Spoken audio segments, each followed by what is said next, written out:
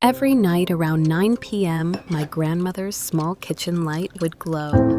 No one spoke, no TV played, only the ticking of the clock and the soft clink of a spoon in a cup of warm milk. She would sit quietly at the old wooden table, slice off a small piece of butter cake, the kind she had been baking by hand for over 20 years, and chew slowly like a sacred ritual. I often stood at the doorway watching her from behind. Her back slightly hunched hair, tied neatly, hands trembling gently as they held the cake. It was a picture of peace. She didn't eat much, just a small bite sometimes with half a cup of warm milk with honey. She'd say, just so my stomach doesn't feel empty before bed. And honestly, for many years I thought the same, that it was a harmless, sweet little habit, a way for her to still choose something of her own at the end of each day. Until I began to notice something. On the nights she had her usual snack, she couldn't sleep. Not right away. But like clockwork around 1 or 2 a.m., her bedroom light would turn back on, and she'd be awake again. At first, I thought it was just age, but slowly, I began to wonder, could that small, sweet moment, the one we all thought was comforting, actually be what's been quietly stealing her sleep all these years? That was when this story began. My grandmother was someone who lived with quiet discipline. Each morning, she took a slow walk around the neighborhood, never rushed, never late. She cooked every meal herself, lightly seasoned just enough for 2 people, never too much. No sleeping pills, no coffee, no scrolling on phones before bed. People would often say, "That's how an elder should live. She's doing it right." But only those of us in the family knew. Her sleep was far from peaceful. Some nights she'd sleep 2 hours and wake. Other nights she'd lie in bed past 2 a.m. before finally drifting off. She never complained, just smiled softly and said, "I'm old now. Sleep just isn't the same." At first, I believed her, that aging naturally came with restless nights. But over time, I started to feel something wasn't quite right. Because even if she'd accepted it, she'd still quietly turn on the light in the middle of the night to read her prayer book. Still sit alone in the dark for hours, hands folded. Her eyes weren't angry or sad, but they also didn't belong to someone who had truly rested. I began to observe more closely, and soon I noticed a consistent pattern. On nights when she had her small snack around 9 p.m., a slice of cake or sweetened milk, she almost always struggled to sleep. I had always thought a little night snack helped people rest. I'd seen plenty of advice online saying a small bite can help the stomach relax and ease you into sleep. But the deeper I looked, the more I discovered a truth rarely mentioned. After age 70, digestion slows significantly. Food consumed too late can confuse the body, make it think the day isn't over. Especially with sweet foods, blood sugar rises, the heart beats a little faster. Insulin kicks in, making the body more alert, not sleepy as we once believed. And sleep never begins on time. My grandmother didn't know that. She only knew if I don't eat, my belly feels empty. If I do eat, I can't sleep. That gentle loop, simple and familiar, was quietly holding her back. And one night, as I sat beside her while the house fell into silence, I found myself asking, what if the thing we thought was helping was actually fooling the body every single night?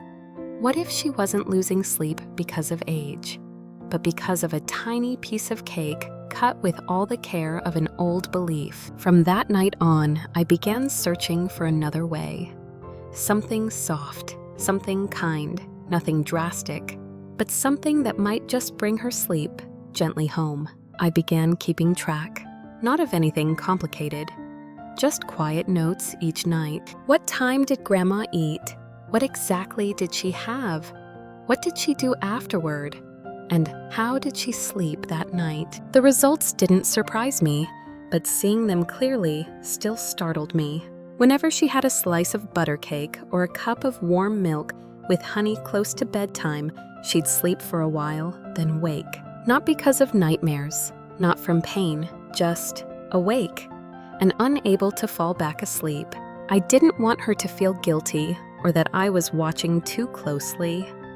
So instead, I gently invited her to try something together. This week, how about we eat a little earlier? Maybe 8:30 instead of 9, and instead of cake tonight, how about a few almonds and a slice of banana? She smiled softly with a hint of resistance. It's been so long since I found something I still enjoy eating. And now you want me to stop? I didn't laugh.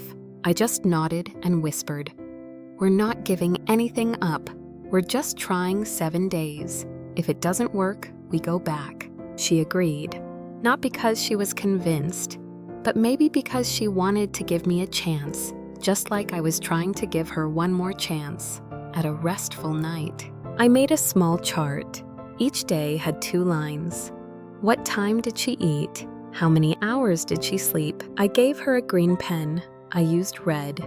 Each morning, if she had slept through the night, she would mark a. At the same time, we replaced her evening snack ritual with a new kind of routine. Before 9 p.m., we tidied up the bed, not changing the sheets, just smoothing the blanket, flipping the pillow, like preparing a path for sleep to walk in. Then, we played soft instrumental music. We chose a track of Gentle Rain on a Tin Roof. It reminded her of the house I grew up in, where every rainstorm meant she'd sit quietly by the window, fingers moving over her prayer beads. Finally, we wrote down one thing she was grateful for. Not a full journal, just a sentence. Some nights she wrote, "Thankful for my youngest daughter's laugh on the phone today." Other nights, something as simple as glad the morning wasn't as cold as I thought. The first few nights, nothing remarkable happened. She still shifted in bed, still stirred a little, but on the 4th morning, she looked at me and said, "Last night I slept through until nearly 5. No dreams, no waking." I drew a red on our chart. She added a smiley face beside it with her green pen. By the 10th day, she turned the page on the chart and whispered, "I haven't woken up at 1 or 2 a.m. these past few nights. It's been so long since that's happened." I didn't need more proof. Because I saw it in her eyes, something I had feared was fading peace. Not the kind of peace that comes from giving up, but the kind that returns when you've reclaimed something you thought was gone forever, trust in your own body.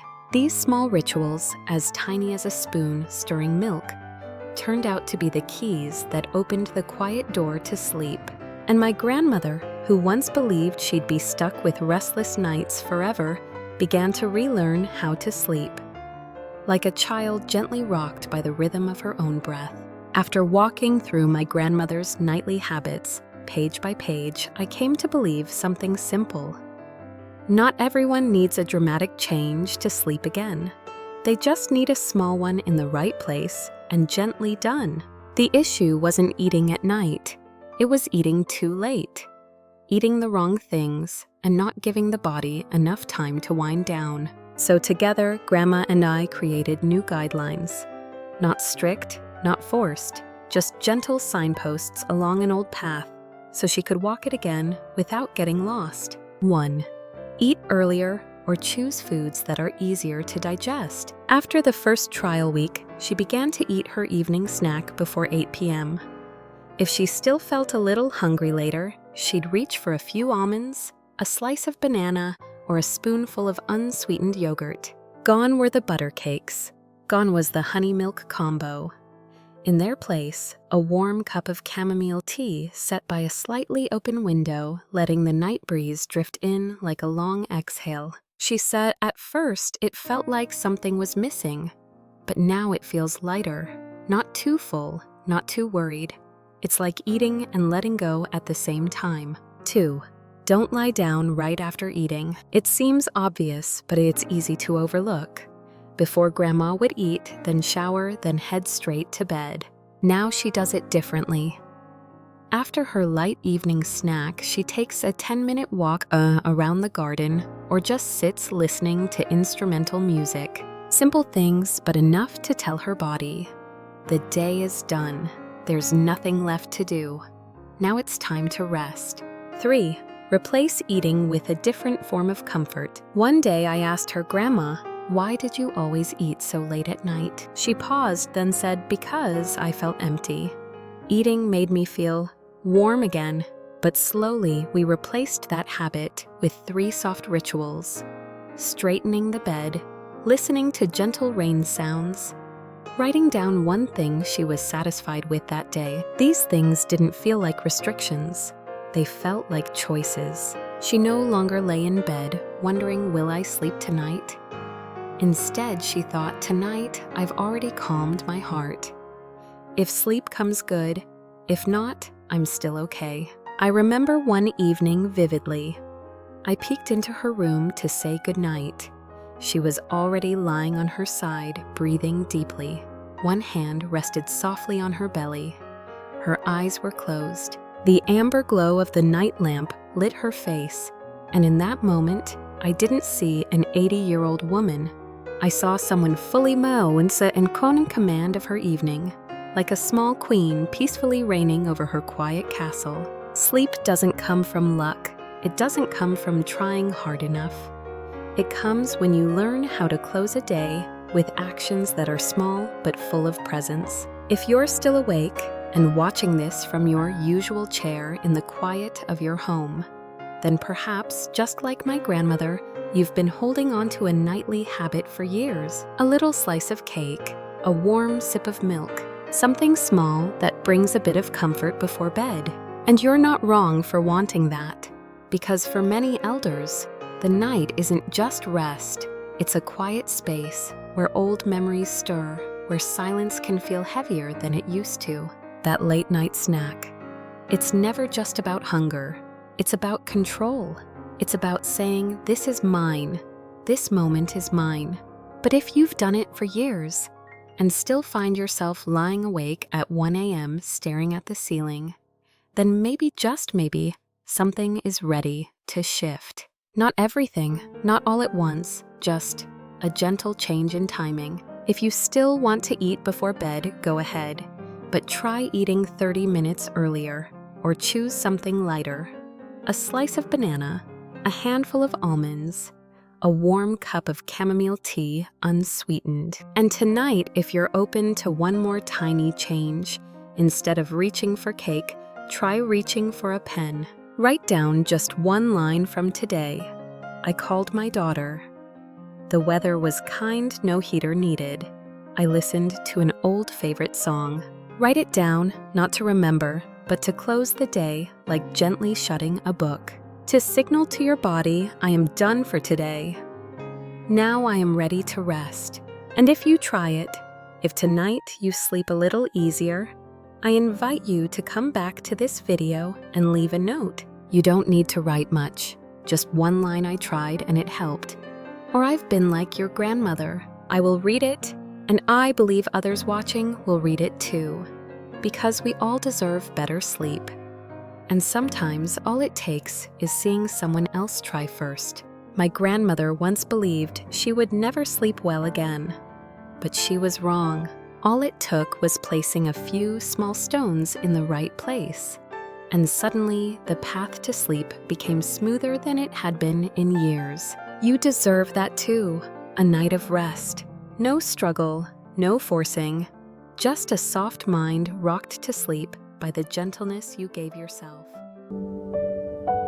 Today, I called my daughter.